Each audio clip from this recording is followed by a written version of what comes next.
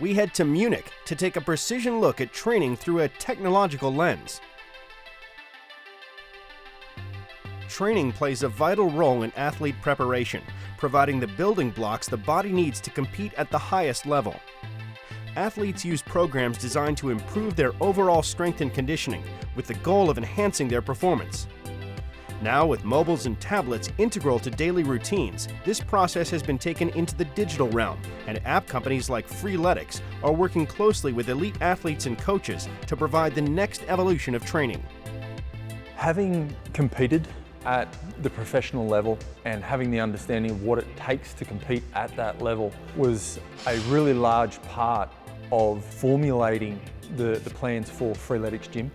The app works by looking at what goals you're chasing firstly, and then takes into consideration your training history, your training availability, and then starts to mold together a program based on those individual needs.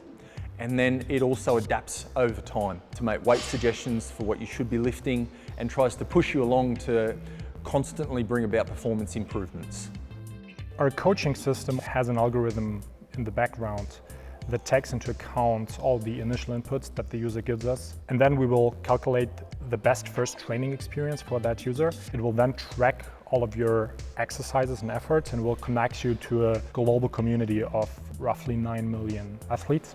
And then out of that combination, create the most efficient training plans to get them the results they want very quickly. The whole aspect of giving feedback, this is way easier for the user actually, because he has to be only true to himself and not to a physical human being on the other side, and that actually increases the honesty of the user. We started with bodyweight training because this is the form of training that has the least boundaries. So you can do it anywhere, anytime. And high-intensity bodyweight training delivers fast results, and that with a rather small investment of time. The same technology used in the Bodyweight app applies to the Gym app, designed by Morris using his background as a strength coach for rugby league teams to influence the program it provides. The Gym app is a little bit different to the Bodyweight app. We're not just high-intensity intervals in the Gym app, there's also a strength component, and that's got a certain amount of sets, a certain amount of reps, and importantly a rest period. One of the hard things with a digital app, of course, is instructing people when you're not physically there, you're only virtually there. So that's one of the reasons why there's such a strong emphasis on good form, good technique, and not lifting to failure. A core part of the Gym app is its use of strength couplets, 2 exercises performed in succession that allow the athletes to lift as much weight as possible for 5 sets of 10 repetitions without reaching failure. The strength couplets are designed with several principles in mind. The chief principle is not to failure protocol. Lifting so you've always got at least 1 rep left in the tank, and you'd be able to do that 1 more rep if you had to.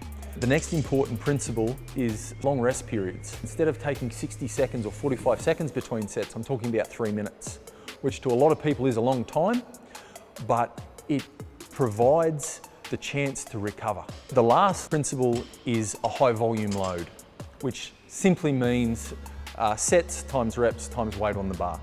Okay, so I've just finished my first work set. I've got 3 minutes rest now until my next set's up.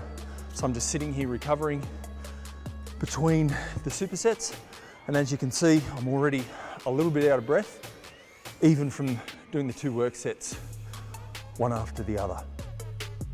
Because this kind of technology is only in its infancy, the potential provided by collecting data from a user base of 9 million athletes is enormous.